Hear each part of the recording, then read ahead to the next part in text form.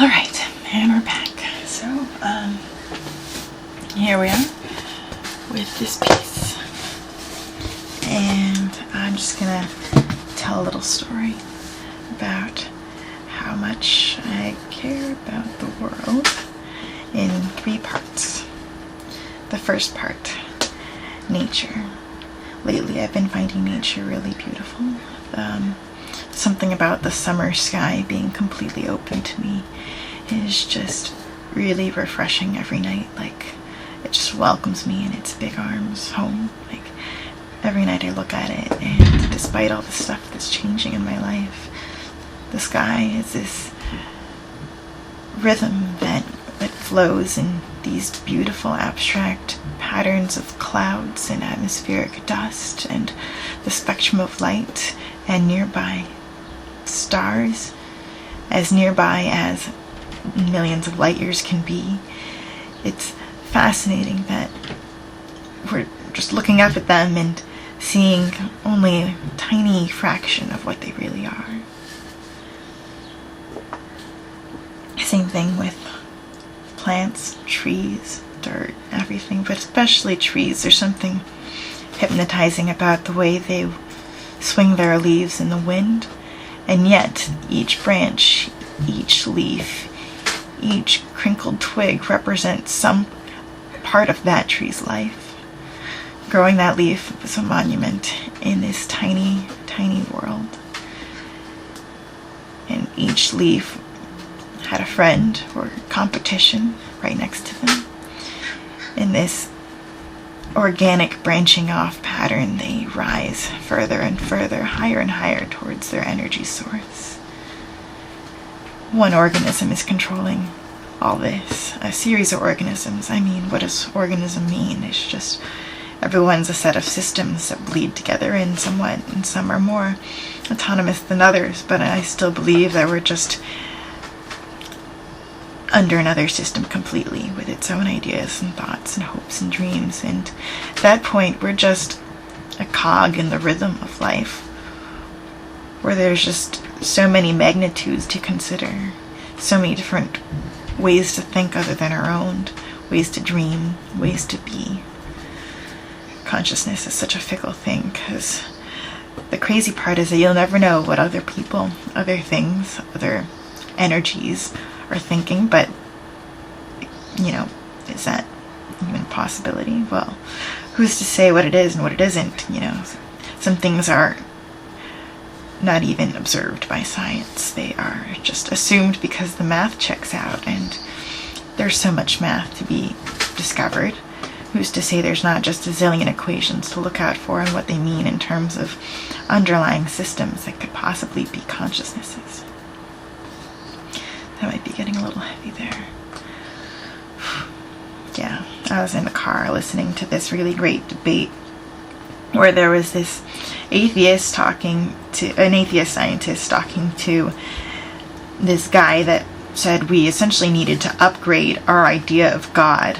God is not the dead old white man that is in your myths, but instead all of us, the beginning, the Big Bang, whatever, that one point where there was nothing except this cascade that was going to eventually happen, and that's God. Just that moment where we're all one thing we could possibly imagine for the first and possibly last time.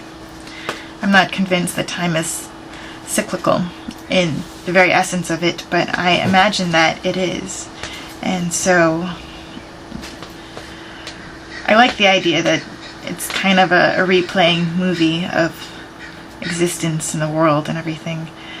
It's just us going back and forth, going to work, coming home, making art, making friends,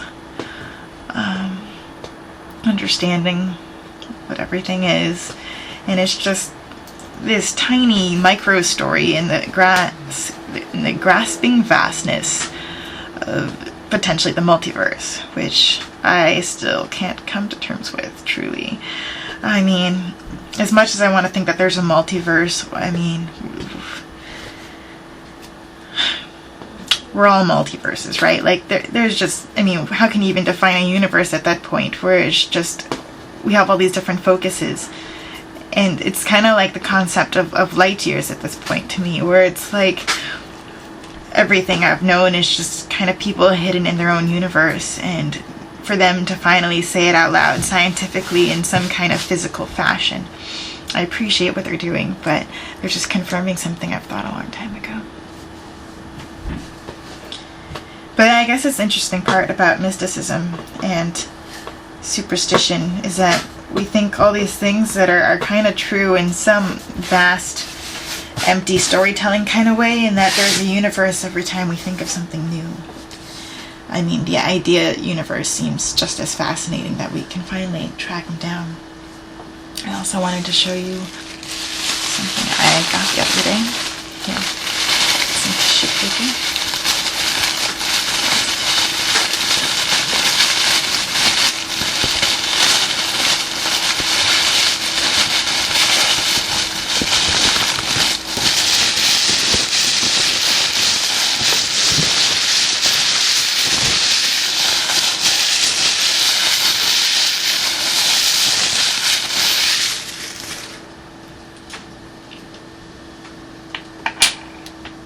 This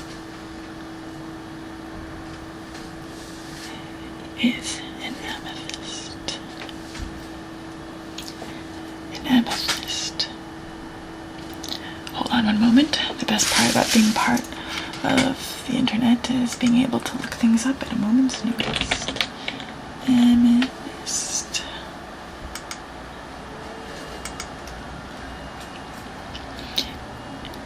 Amethyst is a violet variety of quartz often used in jewelry.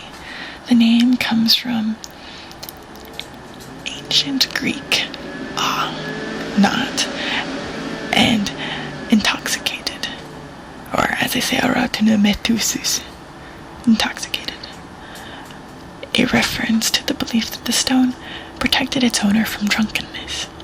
The ancient Greeks and Romans wore amethyst and made drinking vessels of it in the belief that it would prevent intoxication. It is one of several forms of quartz. Amethyst is a semi-precious stone and is the traditional birthstone for February. February is really lucky. Alright, let's add some more paint, shall we?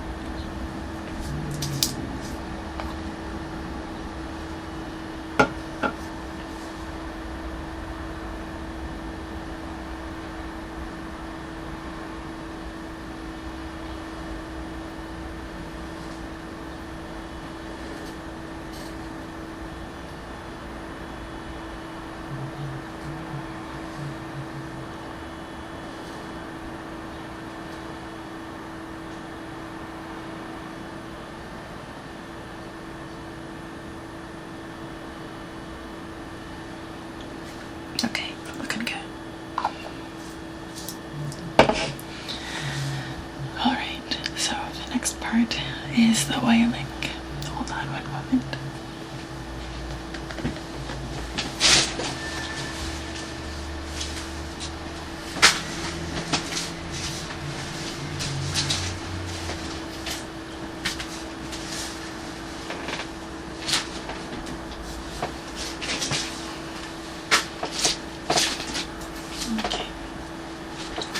Sock, which shall now be a furniture polish implementation unit. Okay. We're still working on this project.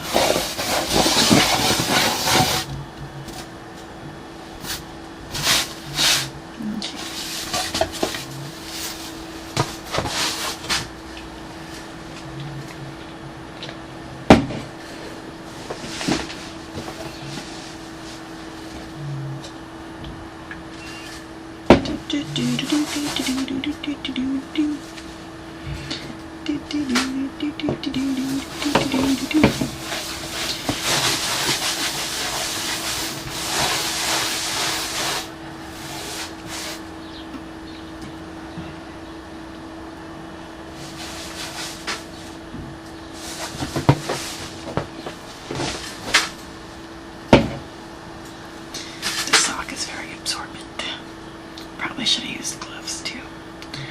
I miss having gloves around the house. We'll just have to relax and deal with it. Okay. The feeling of polish wax on your fingers is kind of similar to that of olive oil. It's just knowing that it's furniture polish makes me a little, I guess, depersonified. Like I'm just a piece of furniture in someone's life, you know? I like this furniture polish oil because at first they tell you to do it in circles just so you get it on the wood. And then the next one, we're going to do it with the grain. And it's going to polish the grain itself, which is pretty cool.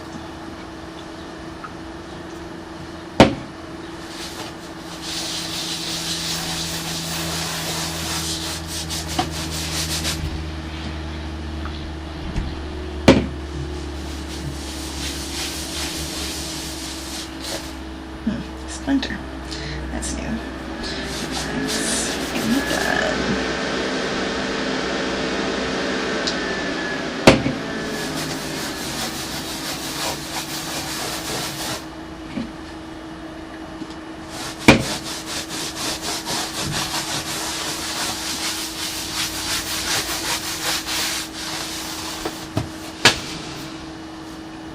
Alright.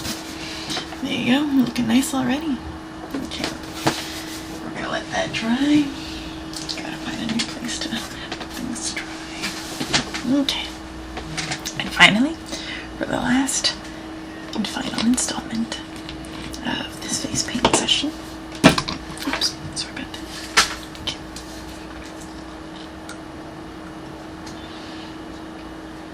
Do do do do do do.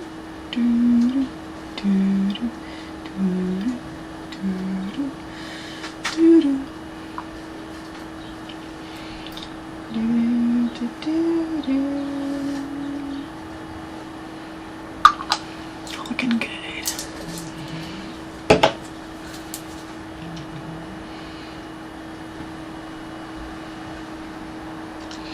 All right, let's do one last talking part, just because I want to show you this.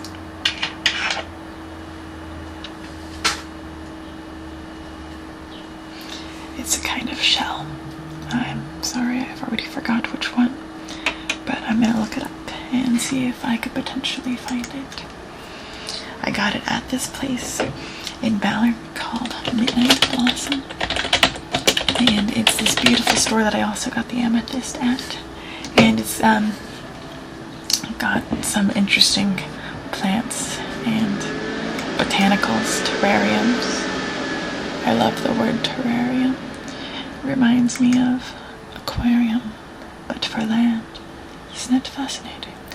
Alright. And so, we'll go ahead and just click on terrariums, just because I want to browse what they have to offer while, I have your attention, I guess. I like gifts from the earth. I think they're fascinating. Oh, I missed out on getting some peacock ore. Crazy. Such a good store. Maybe it's under terrariums. Maybe it's under water gardens. These are beautiful, but it's not what I'm looking for. I'm just gonna type in spiral shell and see what comes up.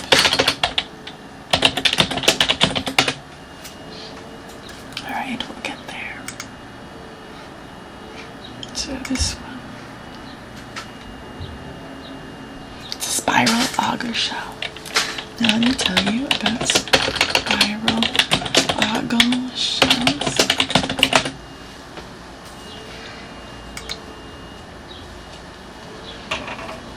Okay. The Terebridae, commonly referred to as auger shells or auger snails, is a group of or family of small to large predatory marine gastropods. These gastropods have extremely high spired shells with numerous whorls, and the common name refers to the semblance of their shells to rock drill type drill bits. there are about 313 known species worldwide. Well, I'll leave you to look up the Wikipedia and learn more about these fascinating